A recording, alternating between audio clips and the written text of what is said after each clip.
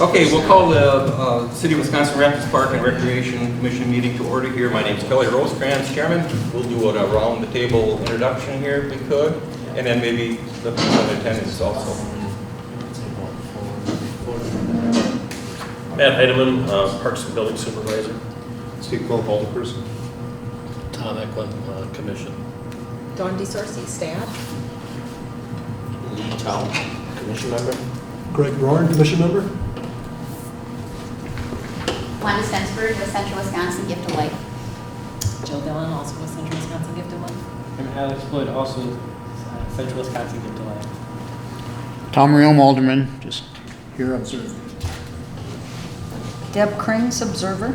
Ron Friedman, Observer. Jeff Penscover, Observer. Marilyn Penscover, Observer. T. Pagel, Observer. Caitlin Shuda, Daily Tribune.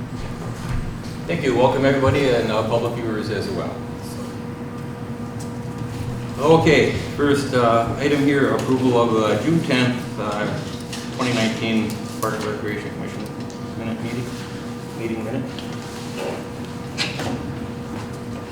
Motion to approve. Second. Motion by Steve, second by Tom to approve. All in favor? Aye. Opposed? Ayes have it. Number 3, election of Park and Recreation Commission member to the Sculpture Park Committee. I believe, Steve, are you on that prior?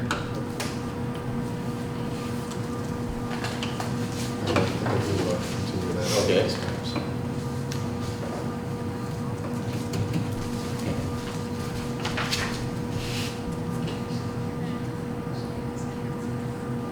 Any volunteers or?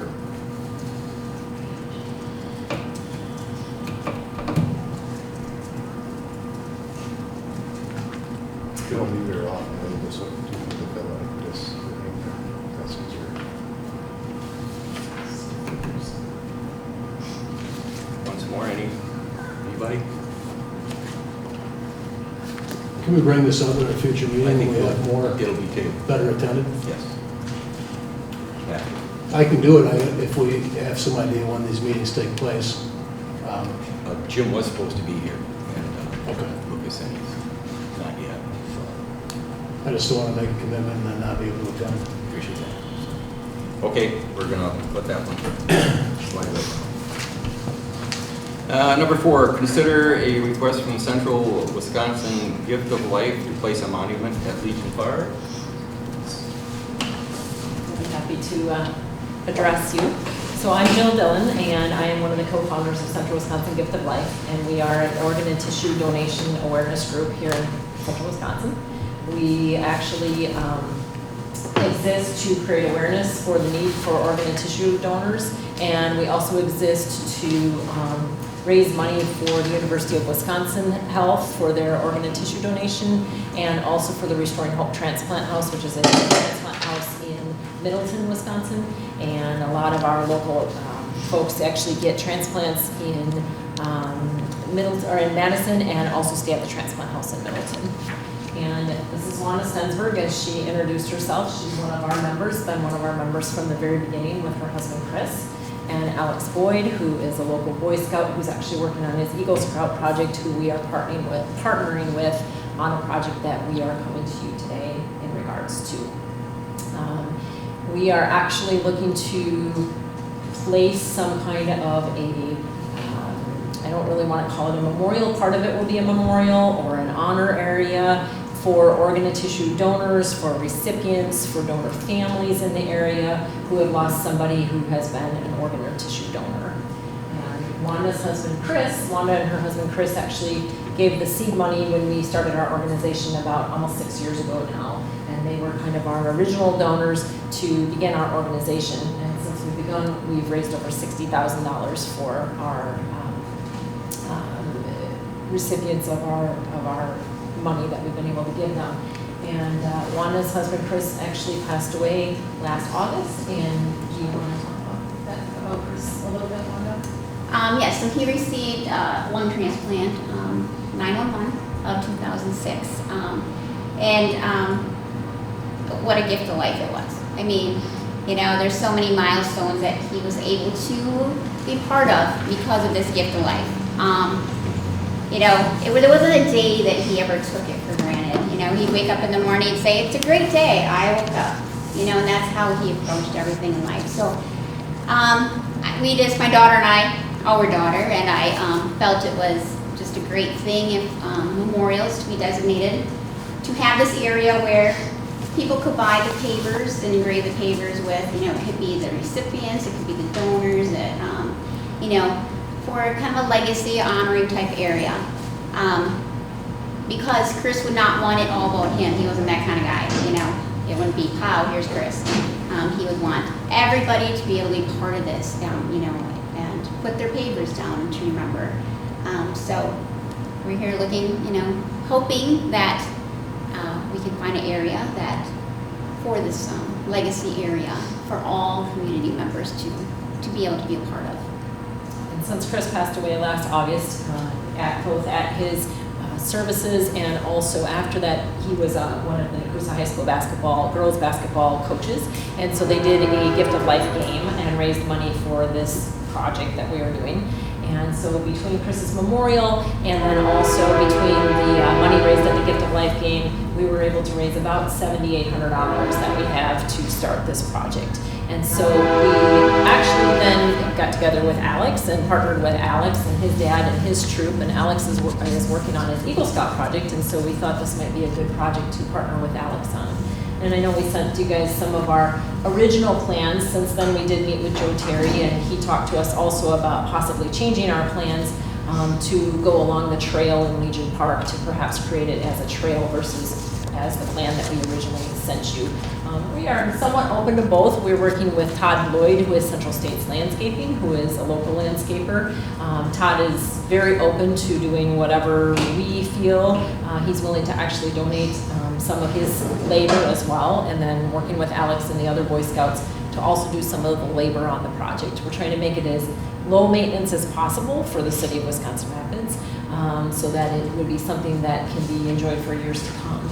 And trying to make it just an area where, as Wanda pointed out, where donor families or recipients can go and either remember their donor or think of their donor. In the case of a living donor, I'm a living kidney donor, and so my recipient also is part of our group, and she actually lives in Auburndale, and so we have a lot of people from that area as well who are part of our group who would really want to be involved in this and want to see this as an area that really just kind of a reflecting area, I guess you would say.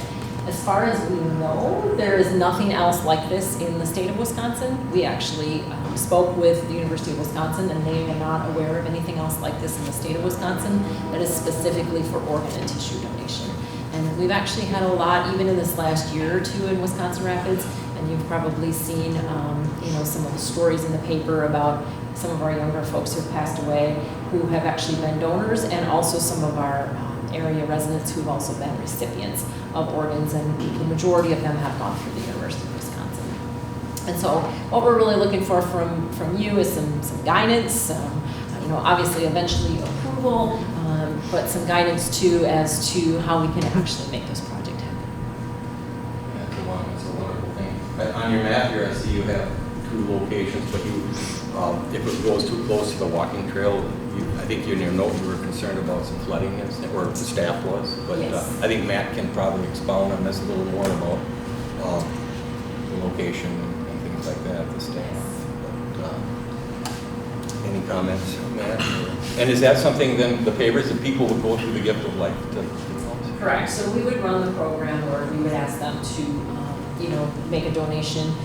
Somewhere it depends. We found that pavers are much harder to get than we originally knew. Apparently a lot of the people are getting out of the business of engraving pavers, but we have been working with Marshall Monument, with Brian at Marshall Monument. Wanda has actually been the person to be in contact mostly with Brian. And so looking at actually doing the granite pavers, which would be different than a lot of the pavers that you see. They're going to be a little bit more expensive, but I think also probably last quite a bit longer and be a little bit sturdier throughout our winters and such here, and hopefully with maintenance might be a little bit easier as well. So the second option that Joe talked to us about instead of the option we gave you there would be more along that walking path and having it along there. He was thinking that might be a little bit easier on the city as far as maintenance is concerned. Our biggest issue with that, and the biggest thing that we actually liked the idea, but as Wanda pointed out, and also I agree that we'd want to definitely have the ability at the top of that area, at the top of that trail, to designate a kind of a boulder or an area. Yeah, kind of a landscape little area, you know, to say what it's all about, because we are promoting, you know, the gift of life. So I don't want it just to be, I wish for it not to be just pavers, you know, because people come up like, well, what is all this? Where if it was saying, hey, this is the gift of life, this is organ and tissue donation, you know. So kind of like a wow, hey, this is what it is type of a thing. You and want that's to be possible. identified from the road probably, Or from the top of the trail. Exactly, yeah. Right, so people know what it is and you know, some way that we can hopefully steer people towards the gift of life, which is what our whole entire mission is all about. So, and actually Marshall Monument, Wanda has been talking with Brian up there, and they are actually willing to donate an India Black boulder that could go at the top, you know, a taller boulder that could go at the top. Yeah, and then we'd engrave, you know. That we would engrave. He would engrave for Central Wisconsin Gift of Life, and then try to keep it as maintenance free at the edges, though, you know, of course, for the city reasons. And unfortunately, Todd, our landscaper, couldn't be here today, but he is very willing to work with any design that, you know, the city would be willing to approve, to make it as easy for you guys as possible. Who's the landscaper? Todd Lloyd, he is Central States Landscaping, which is down on Highway 13, South 13, just by the Legion Hall down there.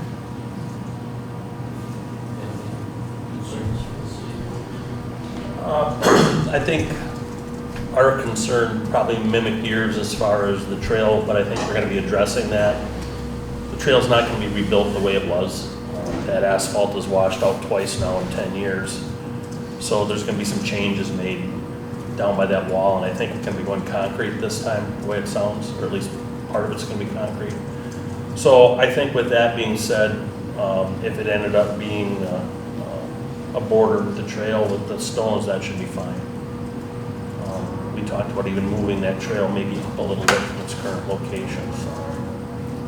Do you have a preference right now as to what is sent originally or what? I think the lean is more towards the gray stones, and then I don't think there'd be a problem with the boulder on the top. But I don't know, tonight, are you just looking for a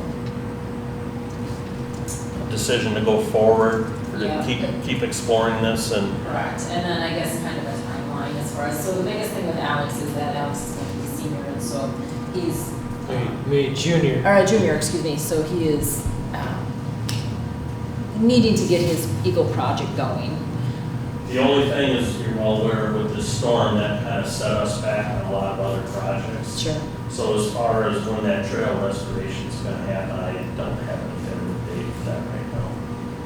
So, Will it interfere with the layout of the park if they were to go with this? That was one of the concerns Because of the plans for the park was to put in that that stage. Yes. So will this have an impact on that? And would it be the most ideal place to put it there, you know? Because that will attract a lot of people going through there. Right. And because of vandalism, is it the best place to put it? That's my concern. And I think that's why, one of the reasons why they were leaning more towards The trail. the stones along the trail. Yeah.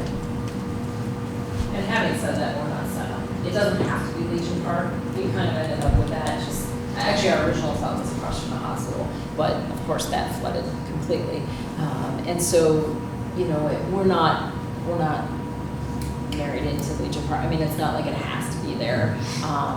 It was more just that we were exploring the best places that it Right, could be. right. And then you were looking more at, I wasn't at the last meeting, that they were, Yeah. but it's more towards the top of the hill, towards a road that they were talking about, right? They weren't talking down low where you're talking the stage area. So will that path be done way up by the road too in concrete, are you saying? Or, Yeah, because I think that Joe thought that it that path wouldn't be redone in that top area?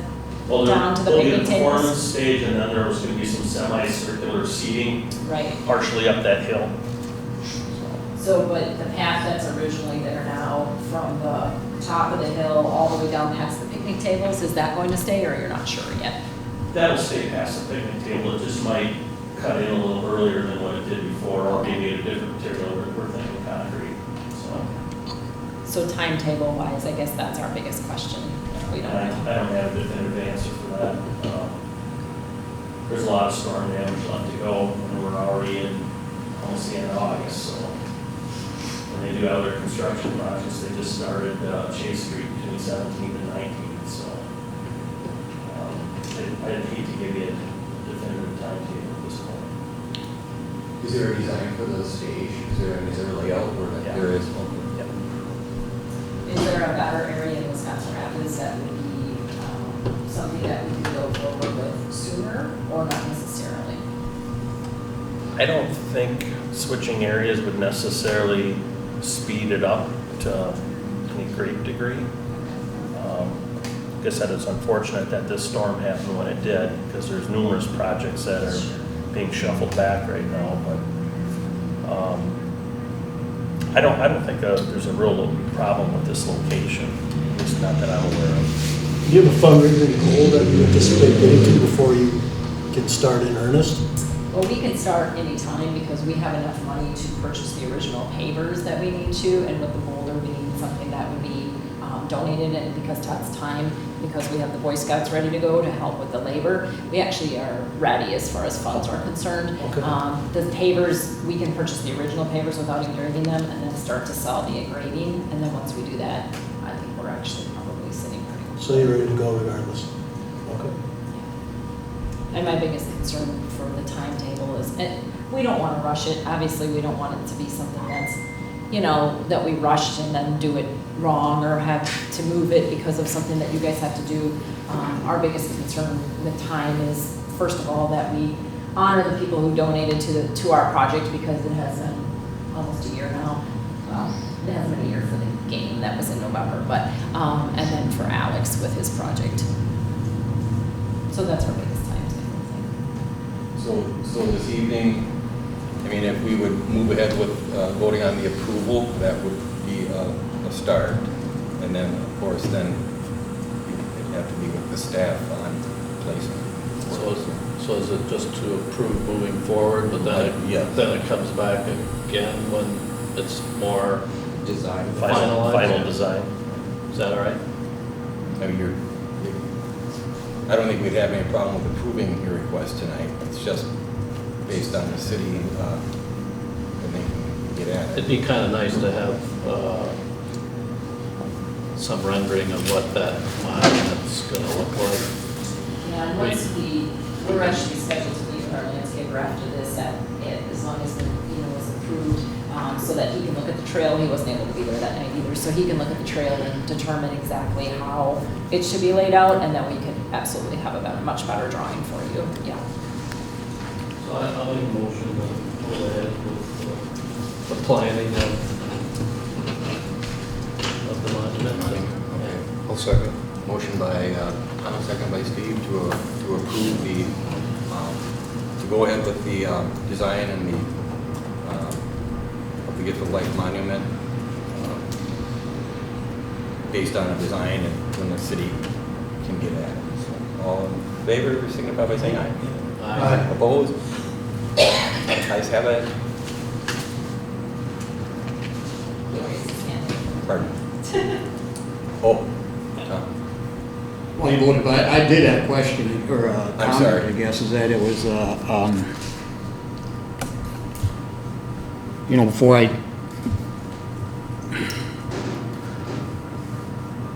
I guess to see what it actually would look like, where it would be, and that type of thing before to me anyway, before the okay was given. I think the idea and whatever is good. It's not to rain anything down on that, but I think,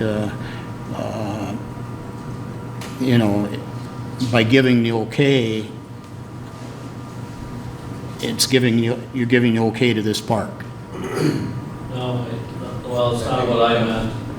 think my motion was to approve exploring this further, but then at some point, all those details you're talking about would have to come back here, and then we would give it a final. That was my intention anyway. Well, and if we can just get approval that you guys approve that it's okay to be in the city, I mean, even if we don't have the exact plans, we can order, the Marshall Monument, it takes 4 to 6 weeks to order the pavers. And so, and the sooner we can sell those, even if they're not placed yet, the better as far as our fundraising, as you were asking about the fundraising. So basically what you're saying is you know that you got the green light to do something of this nature, details around what the final project looks like TBD. But we have a rough idea, but it'll be something similar, but not, we'll finalize that later. In the interim, you'll get the pavers and you'll start advertising the possibility of having those engraved for various donation levels and so forth and so on and kept somewhere else until such time as this is ready to be installed. Matt, I was curious too, I was going to ask before we voted, not that it matters because I think we should move forward with the project too, but do you have any idea when your timelines might become more clear? I would say probably by our next meeting, we should have a fairly decent idea of when some of those projects will take place. 30 days or It's a month something? away. Okay. Because there's no debating there was a lot of damage. I think as long as we know that can we bring the design to the next meeting then, to have it approved? Does that work?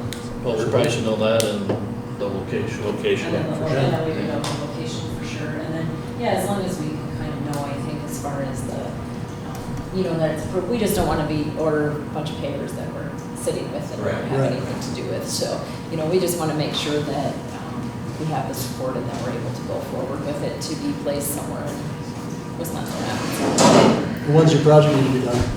My project needs to be done before the date of my 18th birthday, which is in December of 2020, which I know is very far away, but when it comes to an Eagle Scout project, in all reality, from the time of the end of the project, it takes 3 to 4 months to complete all the paperwork and get approved. So roughly by September of 2020, it needs to be completed. A year from now? Yes, sir. I think we'll be all right. I will. Yeah. Barring another massive storm.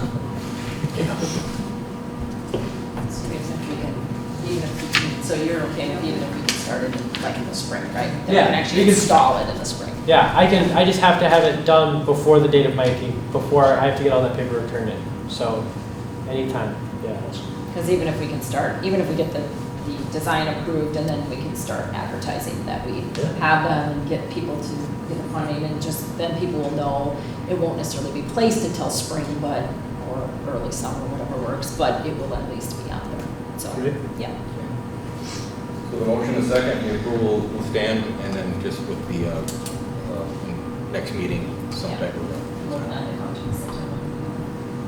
Great. And also thank you to Mayor Vermink because he's been very helpful on all of this and getting us through the process. So just on public record to say thank you. And thank all of you for listening to our proposal. Thank you. It's Take care. very important to us, so we appreciate it.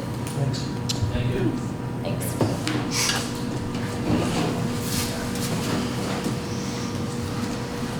All right, we move on to number 5. Oh boy, we've discussed some storm damage at the city park. I know Matt's been working like crazy, and from what I can see, a wonderful job that everybody has in the city taking care of this mess. So, Matt, you want to follow on that a little bit? Don included a kind of a breakdown of damages in your packets. Obviously, if you've been up to Robinson Park, that was probably the hardest hit area. We had tree damage, building damage, fencing damage, power, pretty much everything up there. All the parks had damage to some degree. Some minor building damage in Mead Field as well. We've had power outages at all locations. They've all been restored other than Robinson Park. Most of the park's power was restored within a week, and we were back up and operational. Obviously, there's a lot of tree cleanup to go in the park, stump removal. That's going to be an ongoing process for quite a period of time. Our crew, the first 5 to 8 days, our priority was getting the streets open back up and alleys, and then we kind of progressed into bike trails, walking trails. And then from that point till now, we've been doing primarily boulevard trees and hangers above sidewalks and roads, with an occasional work in parks. It's probably been about 85-15. Within the next week, that should start swinging more into the parks, although we're still getting tree call-ins just about every day. Boulevard trees that are cracked, leaning, just various problems that we're dealing with. We have had some brush pickup going on in the parks, and we have sawed up some of the trees, and when a street crew was in the area of the park, they've stopped in and loaded some of the brush and trees. So we are making some progress, but like I said, I believe it's going to be shifting quite a bit starting in the very near future, more towards the parks as we start buttoning up on our street projects. So that's pretty much the long and the short of it. We have already had the insurance adjuster in town, toured the parks with him, and today, I believe at noon, the list was submitted to FEMA. So I think we're kind of in a little bit of a wait and see mode at this point to see what type of funding is going to be available for some of this cleanup and restoration. But I guess irregardless, it's going to have to be done. But it's just a question of what type of help we're going to get at the federal level at this point for funding. $500,000. Just in parks. Just in parks. We did qualify for a state threshold for disaster relief. The state's resources are about $1 million and change for the entire state. So while we qualify, it doesn't get us anywhere. The good news is we have FEMA's attention, as Matt said. We submitted everything to them today, and that's what the deadline was for the entire county from the storm event to submit all that. So there's a lot of work that staff had to do to pull all that together, but literally the documentation that FEMA requires is pretty extensive. And then there was all the multimedia. We did a lot of drone footage and captured a lot of imagery and videos and stuff to get to them. FEMA will be in town this week, so we're very optimistic that the federal government will issue a presidential declaration, which will then qualify for FEMA assistance. Otherwise, we're basically covering it out of our own pockets or reserves, or basically not doing anything that we would have normally been doing. I think for streets, for example, it's not doing our chip sealing this summer.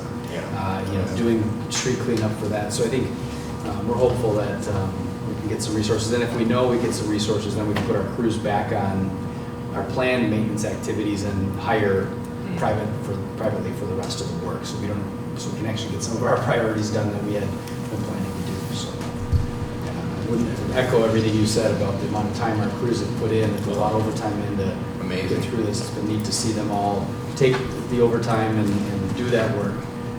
It's been a project for everyone. And the community from across the board has been great to see it come together and support each other.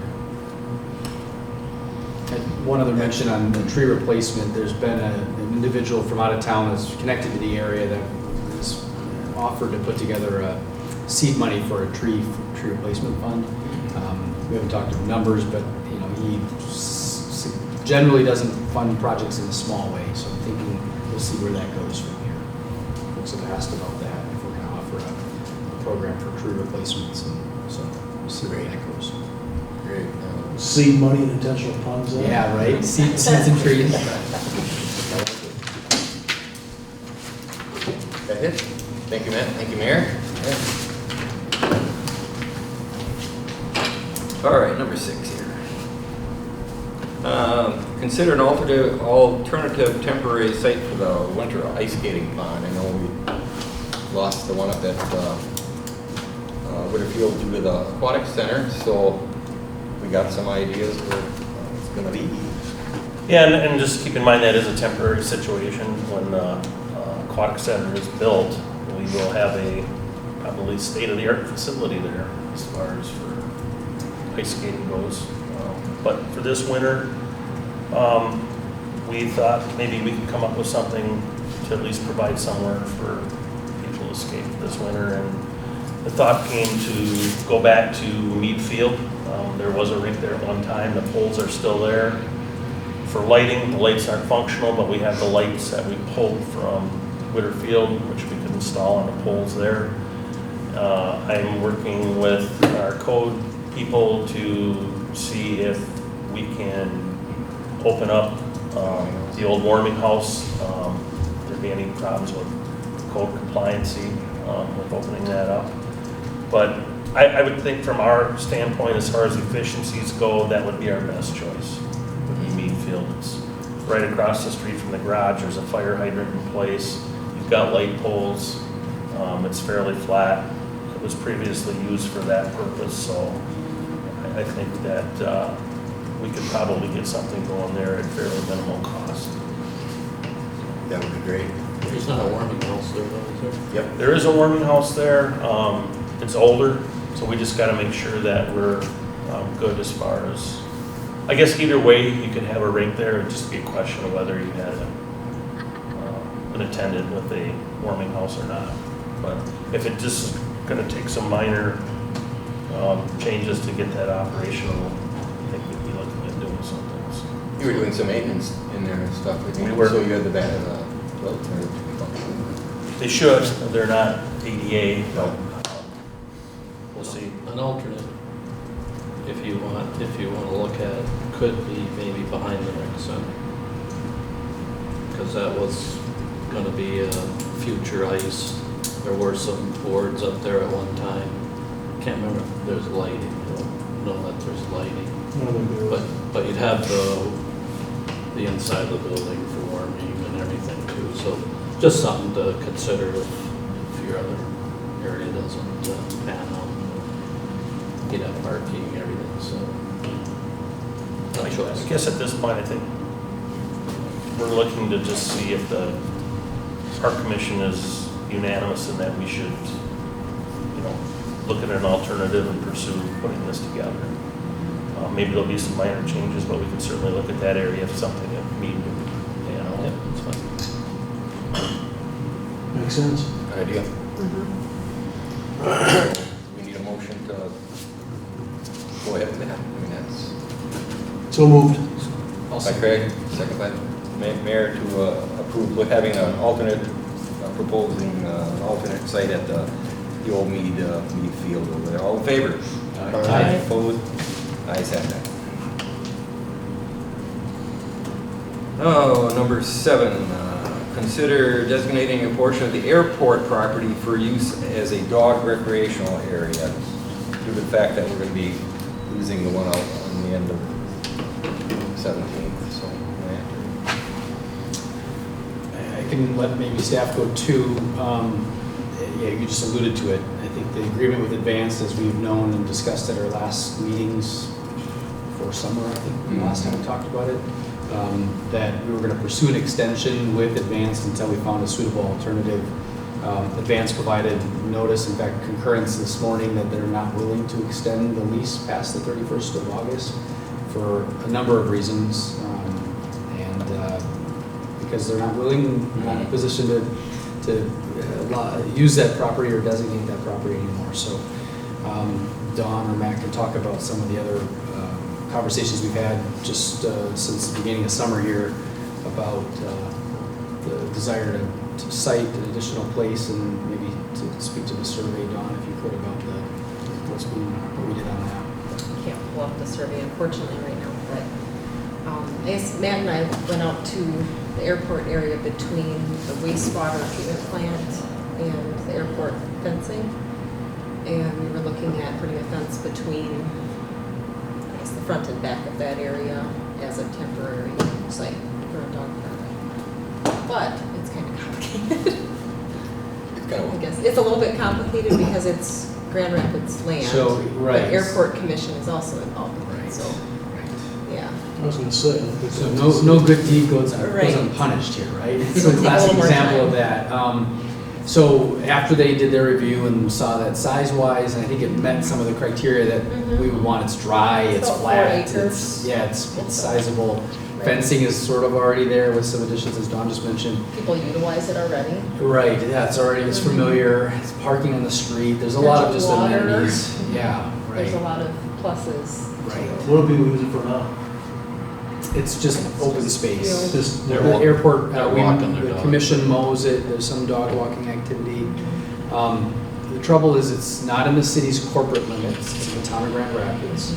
So their zoning applies from a land use standpoint. It's zoned special purpose for an airport. So their zoning administrator and planning commission would have to designate this special purpose also to be used as a dog recreation or a park purpose, really, not so much for dogs, but for parks. And then the commission owns the property, the airport commission. So the airport commission has to give their concurrence on using the property. So one's sort of contingent upon the other, right?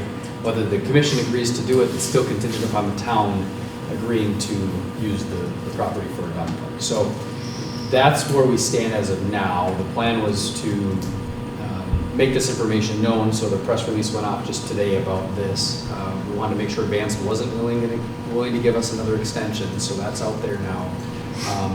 And potentially could be considered in September now by the Planning Commission in the town of Grand Rapids and the Airport Commission. Because it's not in the city, that limits the city's ability to support it, whether it's in personnel or with improvements. So it's probably a classic or a perfect opportunity, as a lot of the dog park enthusiasts have said, time for a volunteer group to take it on and to manage it, because then they can control their own destiny as to what the dog park is. And maybe the city and the town could offer fencing, could offer the benches from the other site. There really isn't a ton there right now. So that's would be what I'd have to offer. Steve? If this parcel of land turns out to be that it's too many red hoops to jump through with working with a neighboring municipality and then getting it through a commission where you have 4 other municipalities sitting on a commission, a thought that comes to mind is in my aldermanic district, I have Popular Springs Park, which is, when I go by there, from what I see, it's extremely underutilized. I think there's some swing sets out there. I believe there's a ski mound out there. But if you go to the, I guess, part of the park that is right along Spring Street there, towards the back of the mound, there's like almost a natural ditch there. And I think if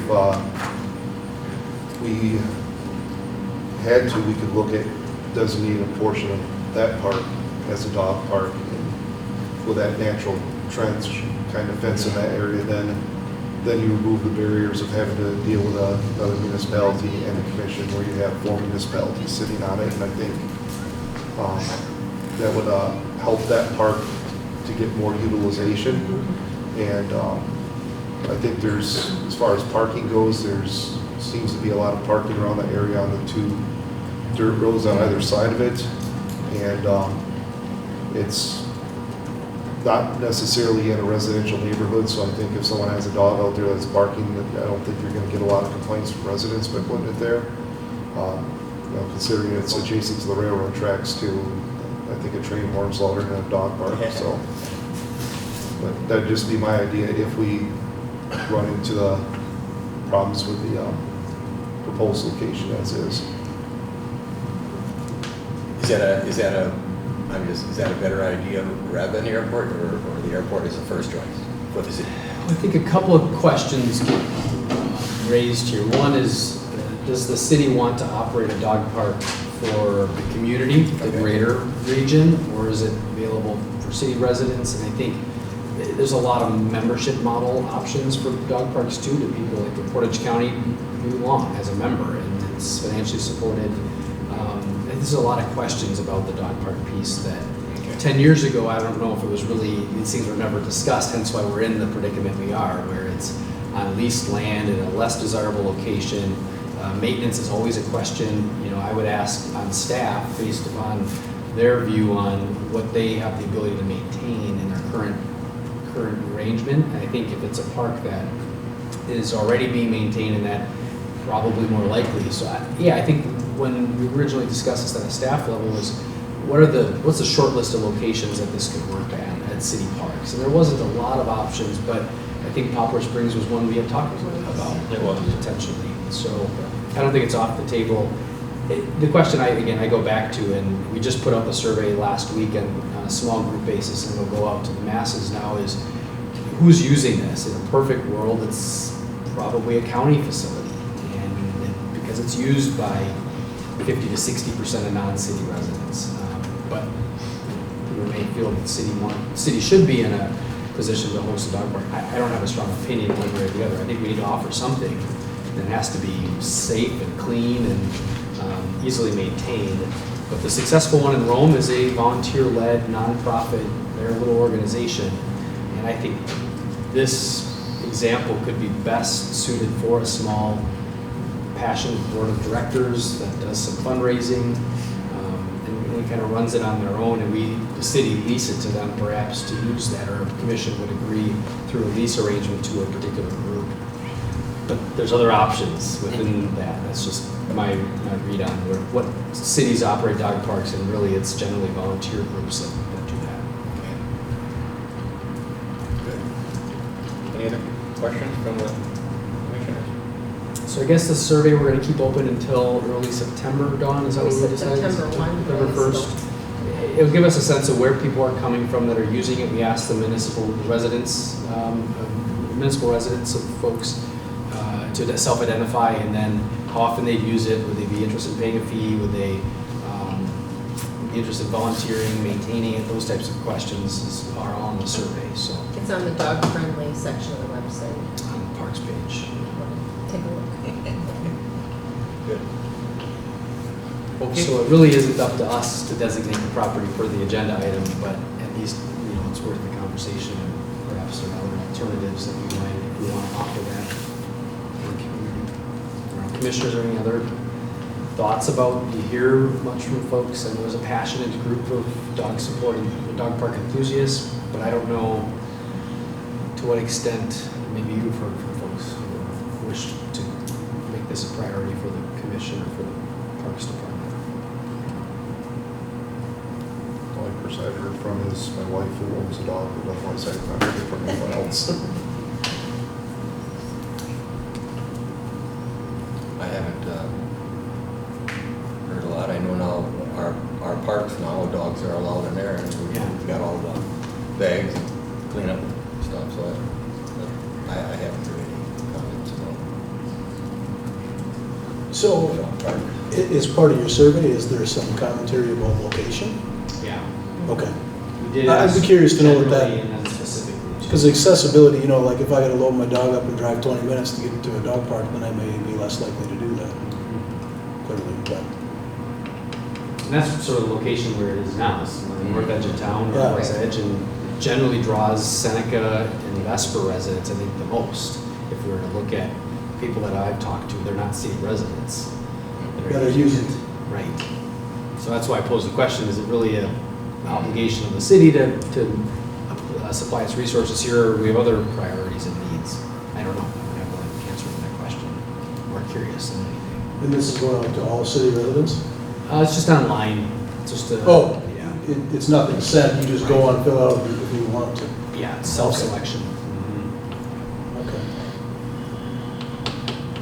So we'll hear more about that in the future then. That'll come. I think so. I think as soon as it hits the newspaper, I know the newspaper was already asking questions about it today. It's going to be out there, and folks are going to know the There were news about 50. advanced and Or 50 responses already. survey responses already. Oh. So, hopefully now it will be taken. Yeah. Good. Any other questions or move on? Let's see, item number 8, our review of the comprehensive ultra recreation plan recommendations for Robinson Park. I can just maybe speak to why this is maybe on the agenda. Obviously, storm damage caused damage across our park system, but did fairly considerable damage to Robbie again. And I think it's posing the question for folks to say, well, what do we want Robinson to be in the future? And there's some folks that want to plant some trees out there and do some other things. And I think we just wanted at the commission level to have it on the agenda for some discussion. So that's the background as to why it's on there. I'm trying to find what page it's on. 28.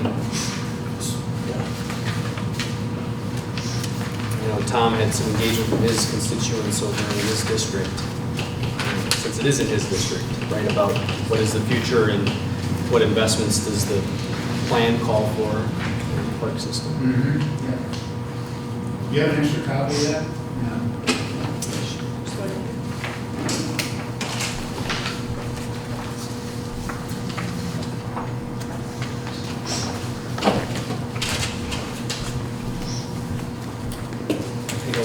Some of us forget that we have the outdoor recreation plan. This is due for an update.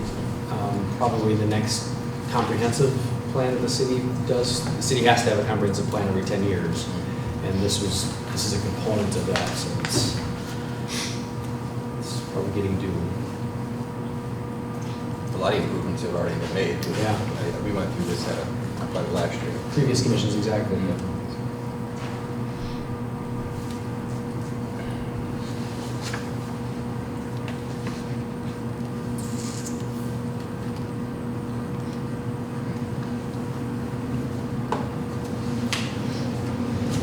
One comment I'd make on Robinson Park is, as the logger's been going through there, not only are we dealing with the fallen trees, but what we've been finding is almost probably a good portion of the older, most mature growth in there is hollow, cracked, and needs to come down. I think we marked an additional 12 to 14 that are still standing for removal. So I guess down the road that may alter possibilities, because we're going to have some space that previously was maybe unsuited for some activities that wouldn't be now. It just depends, like you say, which way we want to go.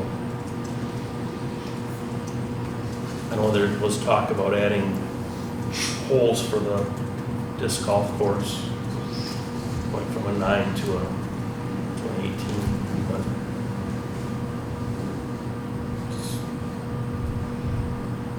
that park seems, I was there the last storm in 2000 or 2008, whatever it was. We were in the concession stand when the tree came down. I mean, as far as activities there's still enough trees in there that with the next storm, like you just alluded to, that there's dead trees there that are gonna come down and some improvements that we can possibly make in the future. That's very. most of the, like I said, most of the old growth is in bad shape, and a lot of it's been marked for removal. Okay. Basically anything over 16 to 20 inch diameter, most of that's in pretty rough shape. Basically, there's not gonna be much left. No. I mean, Not to be the old honest growth. with everybody, there's not gonna be much left, 4 trees. What arrangement was made with the logging company that's in there? As far as monetarily, or, so what wood is suitable for pulp, they're taking for nothing. Stuff that's not suitable for pulp, some of that will probably be left and we'll pick it up as part of our brush cleanup. We're responsible for the brush cleanup. But they're removing all the stuff that's marked, and anything that's can be used for pulp is being used for pulp at no cost. And then they have an hourly rate for any work up and beyond that we have done, not to exceed. And I think the figure we put for the not to exceed was $3,000. Where they file all that, and, off the 17th Street entrance there, is that piles that they are taking for, I assume because it's piled, they're taking that for pulp? Yes. Yeah. There's and I don't know who they all are, but a group of people that are organizing together and having a meeting to come up with ideas of their own, or not necessarily their own, maybe what's on this piece of paper, of seeing what can be done to rejuvenate Robinson Park. The park years ago was probably the jewel of the parks in the city of Wisconsin Rapids, by far. Not that it was necessarily let go, but it was, things were maybe done in other parks and where updates or whatever could have been done with Robinson were not done.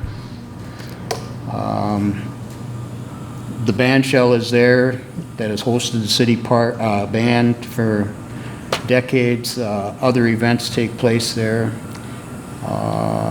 Robinson Park was once the home of car shows, company outings, chili cook-offs, Labor Day celebrations. I mean, you probably could go through the calendar for the year, and other than that, it was closed in the winter time, maybe except for skating or whatever, but many events took place there.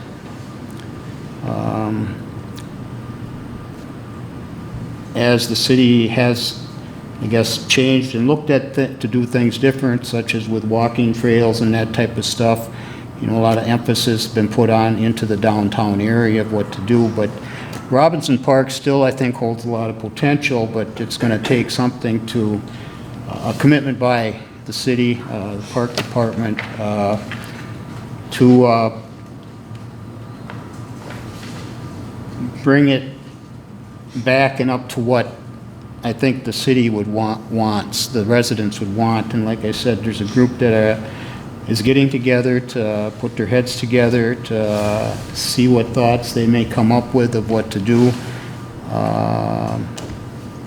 I mean, there's 2 ball fields there. They both suffered damage. One a lot more than the other, by looks of it anyway. I haven't walked through the park. That's just from driving into the parking lot on the north end and look at, and the ball field up there, but the softball field to the other end, fence damage and that took place there. And as Matt, as you said, there's trees standing, but if you look at them, there's a lot that are like that instead of like that. And probably if you do walk around, as I think you guys probably have, I assume, is that trees that may even look good should go down too before they would fall in a light breeze maybe and hurt somebody severely that may be around it. So the disc golf has been, I think, from some of the comments that I made, and if you go by there, it seems to have become a well-used recreation part of the park. Personally, I was pleasantly surprised by that. I didn't know if that would in that location, but it has become a very big asset to the park, and some of the neighbors there, I think, would attest to that. And it has not been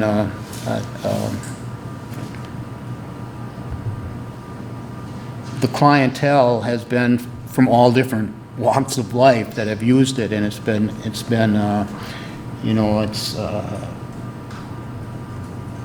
I think been a safe and welcome addition to the park, that the people have behaved themselves. To my knowledge, they haven't, it hasn't,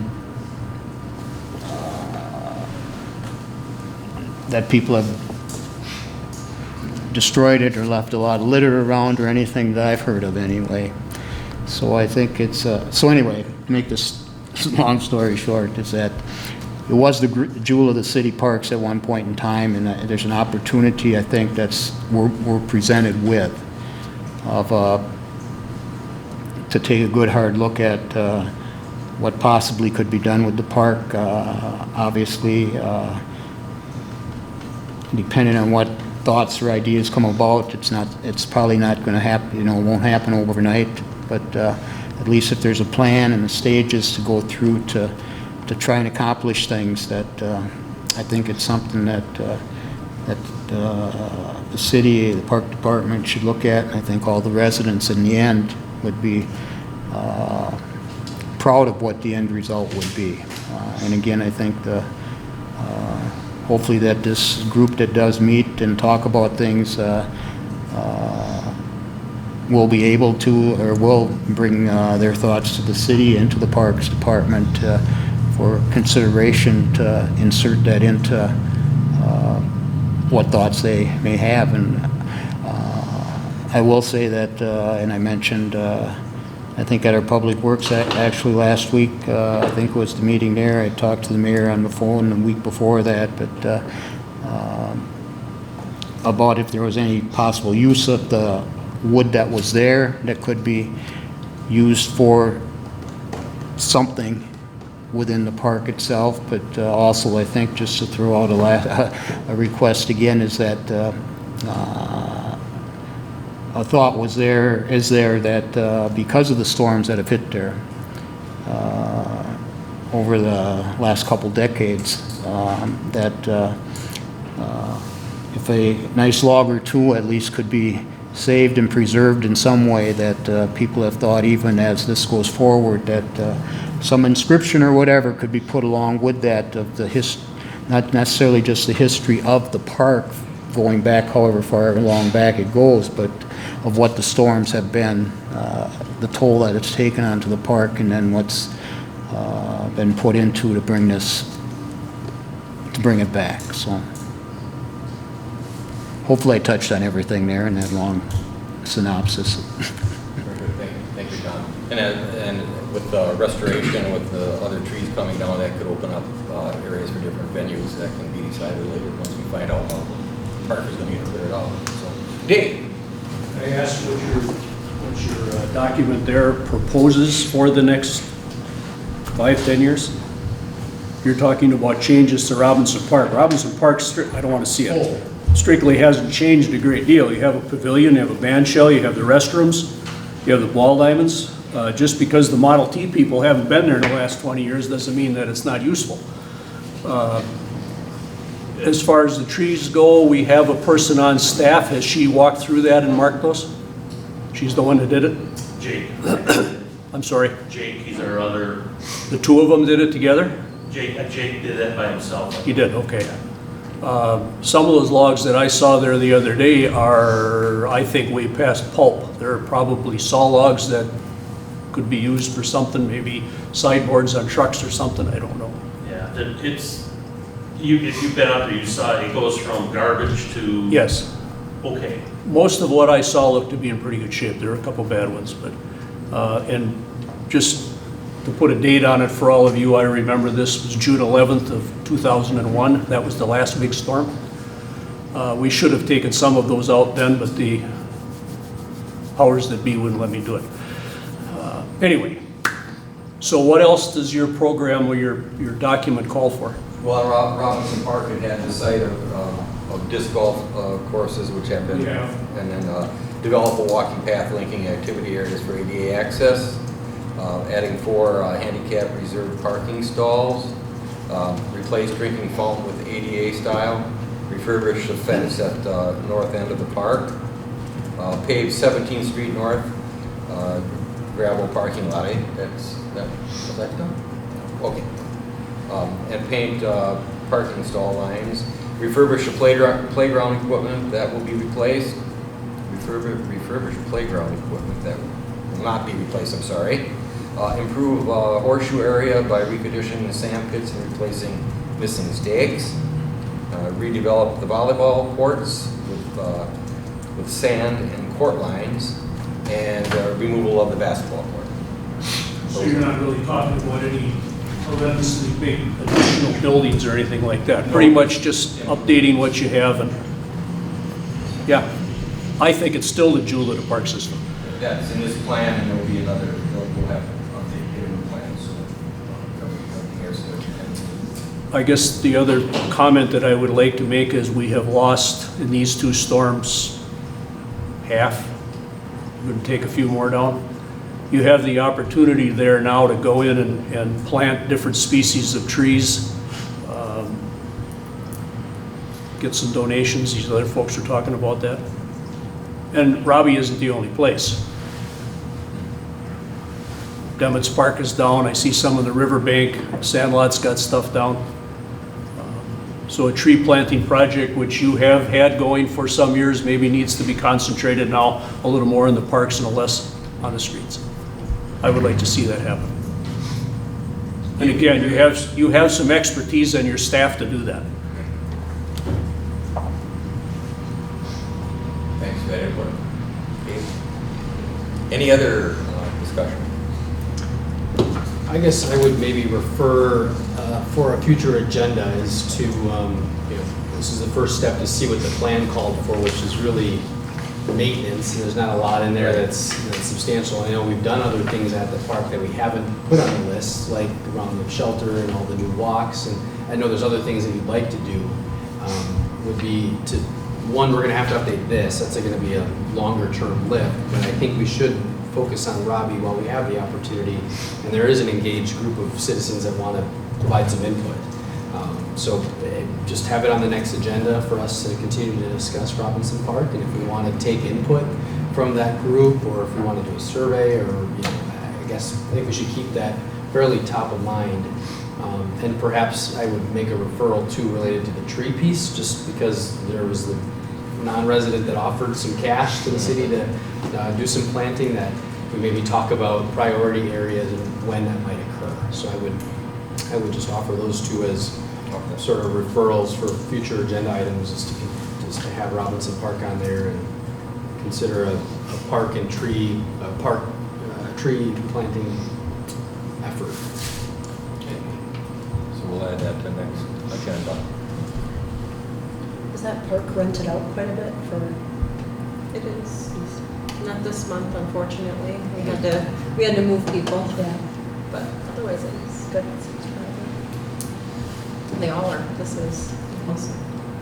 I know there's been some power limitations at the park too, and your crews are familiar with them in terms of loading, and it kind of narrows maybe the scope of what people can use it for. I don't know if it's an easy fix or if that's a big cost item. I just heard that from people. I guess it would depend. I think we've pretty much got the issues ironed out as regards to the music festival. Okay. The biggest problem is when people have brought in these big commercial-sized popcorn poppers and, tons of Nescos, and most of those are 20-amp circuits, and you just have to be careful of what you're plugging in on 20-amp circuits. Any other discussion, or we'll move on? Item number 9, we get an update here on the Aquatic Recreational Center. Mayor, do you want to? Sure, I can do that. The pool development is continuing at a healthy pace, and Thank you, folks. the first pool, the labeling of A, B, and C, A being the top pool, B being the middle pool, which is the lazy river slide area, and C being the activity pool with the diving well and that sort of thing. That pool has been poured. City staff and some older persons, and Tom, I guess, was an alderman there, toured it last Friday, and it's amazing to see what they've gotten accomplished. They plan to, I didn't bring the schedule with me, but they plan to have all the pools poured and the deck established by the end of the construction season this year. So they've got a lot of work to do yet. But I think this time next month we may want to consider having our meeting there and offer the Park and Rec Commission a tour. We're going to start doing that regularly as much as we can with Myron's blessing. But the building footings are poured, the first pool is poured, the pump house is being poured, and they've got the footings in for that. Tom, what am I forgetting in terms of just the construction progress? Are they on schedule? That was my question. They are. I think they're maybe slightly ahead of schedule. They only had 2 days where they couldn't work. With the storms that we've had, I think they're a little bit ahead. One of what we had last Saturday or whatever, so when they weren't working, a storm was that day, so it didn't necessarily affect it. But so it's coming along. It was interesting to be inside the fence. I was waiting to get in there to see what it looked like, and you can look at it through the fence, I guess, but to be inside and then you turn around and hold the map in front of you, this and that, and in relationship to 8th Street, Chestnut Street, and Apple Street, as it circles around, and the outside, outside of the ball field itself, and that, how everything fits in, and that it's gonna be a really nice project when it's done, and I think that, Mayor, as you said, with all the concrete work and that getting done, that actually they talked about hopefully getting, be able to do a lot of the inside work on facilities, you know, over the winter, obviously, because they're looking at a summertime opening, early summertime, actually, hopefully, weather permitting, cooperating. One comment I'd like to make on that project, I spent a lot of time over there, particularly at the beginning of this project. And Ron from Myron has been excellent to work with. They've been prompt, they've been always in touch with me if there's an issue that we need to look over, and they've done an excellent job as far as I'm concerned. There was a lot of things that were unknowns when we started. We ran into some issues with some electrical for the rafters and some other issues along the way, and they were on it. I mean, there was some problems there that at first glance looked like they were gonna be huge. And Ron was more than willing to help in any way, shape, or form he could to get things operational. So hats off to those guys. I think they're doing a great job.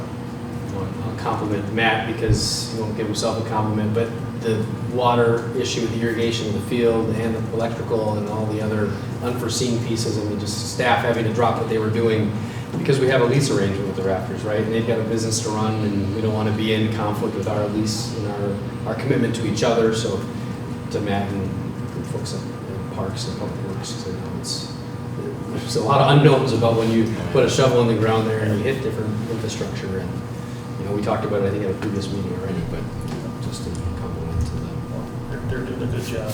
Yeah. I remember it's just a great group.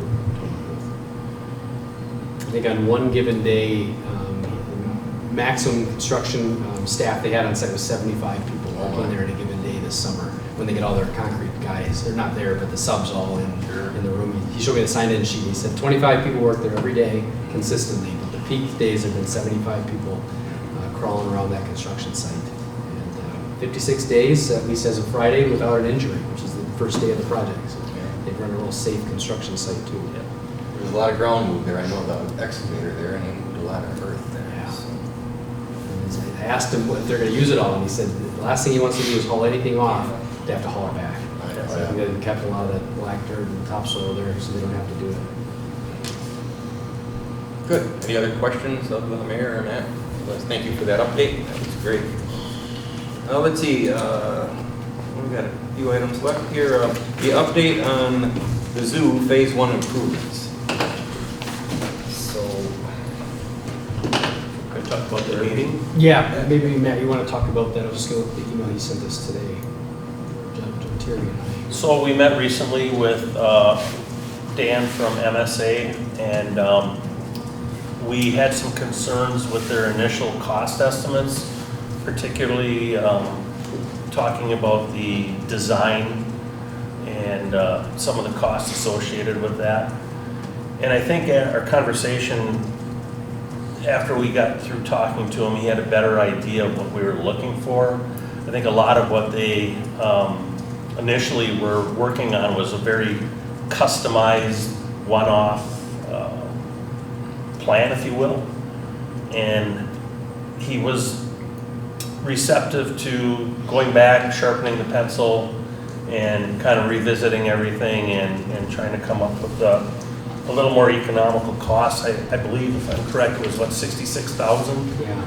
Was basically, and what that entailed was the rebuild of the existing bear pen and construction of an aviary.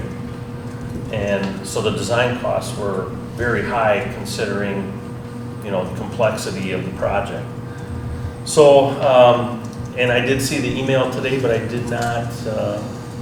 Yeah, the other big change we had, because we didn't submit a request, a major request for proposals on this, so we just had approached MSA because they did the master plan and figured, you know, their familiarity, there's economies of scale in that. The other change we had from their proposal was the scope of work.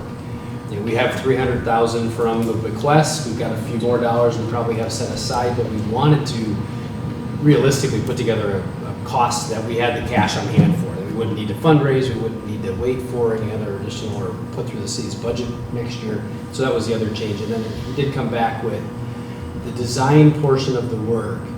So just the schematic design and design development was 24,000, which you break it out on a percentage basis of the 300,000, it falls within what our engineers tell us is an appropriate design cost.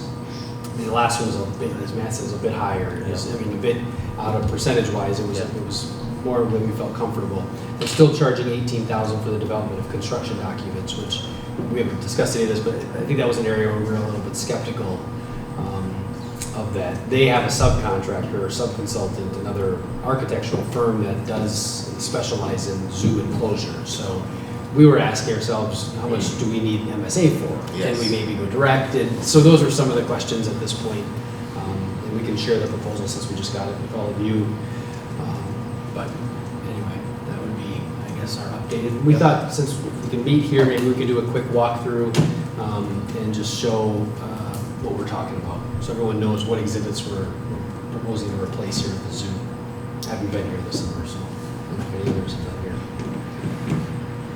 So maybe at the end of our meeting. Okay. I guess maybe after the bills and staff reports. Okay, sure. Since we technically, we can should do that before we adjourn. Take it on. Okay. Tom, did you look at the bills? Yeah, I reviewed these, all the bills, so I'll make a motion to approve Yeah, motion by- 17,587.91. Motion by Tom. I'll second that. Second by Lee to accept the bills. All in favor? Aye. Opposed? Ayes have it.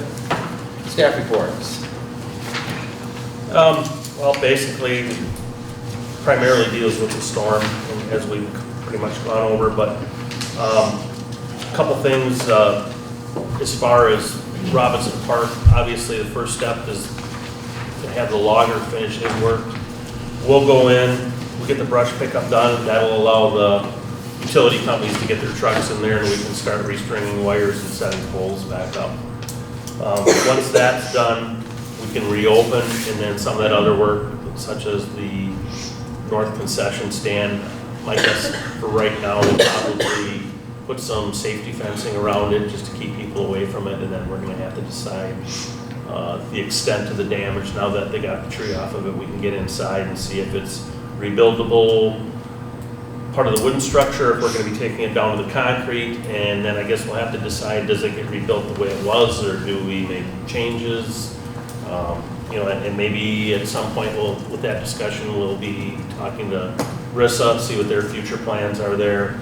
It would be nice to know, you know, what they envision for use going forward in that field, and maybe they'll have some impact on what we do there as far as the restoration of that concession stand on the north end. We did have another equipment auction. We're expecting our automated trucks to arrive sometime in September. So this last auction, we did sell one of the old garbage trucks and some other items from DPW. We're trying to get some of that stuff gone before winter, so it's out of the yard. It's much easier to take care of that stuff now. Obviously, with the storm, I haven't had a lot of time to deal with that, but we'll end up with a total of 3 garbage trucks, a sweeper, and some other items that we're going to be sending to auction. We did approximately 6 to 7 working days after the storm, we were able to get back on mowers, and we've been mowing ever since. Usually have 1 to 2 out a day. We're getting caught up again now, and hopefully we'll get some summer help before they're gone out, making another round with the string trimmers to try to make stuff look decent before they head out for the year. Talked about the insurance company already being here and the FEMA part of it. As far as our facilities go, most of them were without power, and we were restored by the end of that first week. Robinson Park, we're hoping to have restored for September rentals. That's our goal.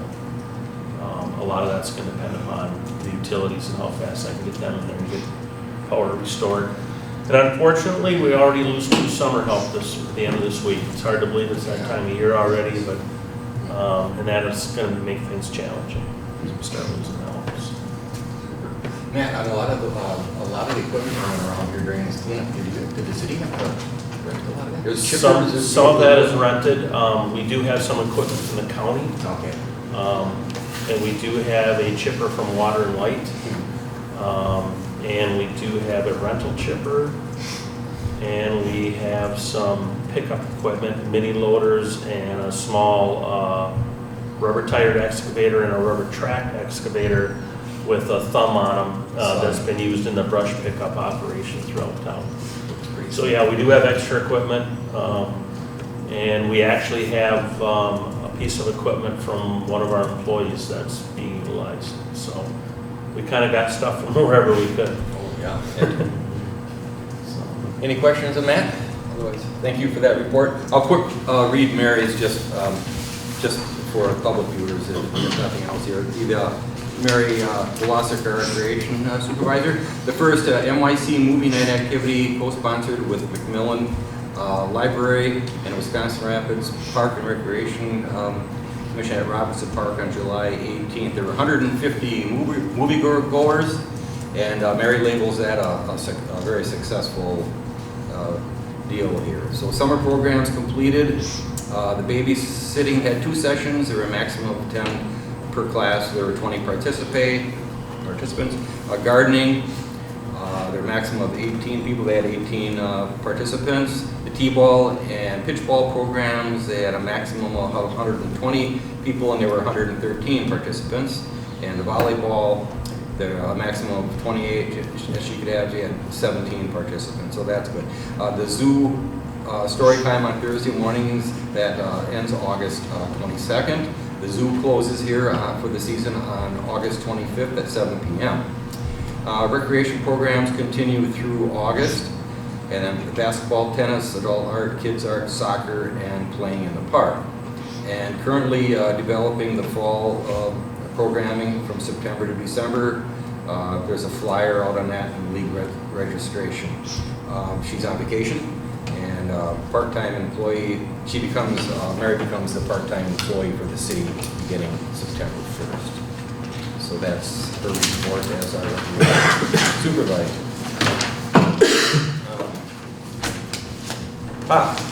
Anybody for adjournment? Motion to adjourn. By Steve. Second by Craig. To adjourn, all in favor? Aye. Opposed? Ayes have it. Thank you, commissioners, staff, and public viewers as well. Good night.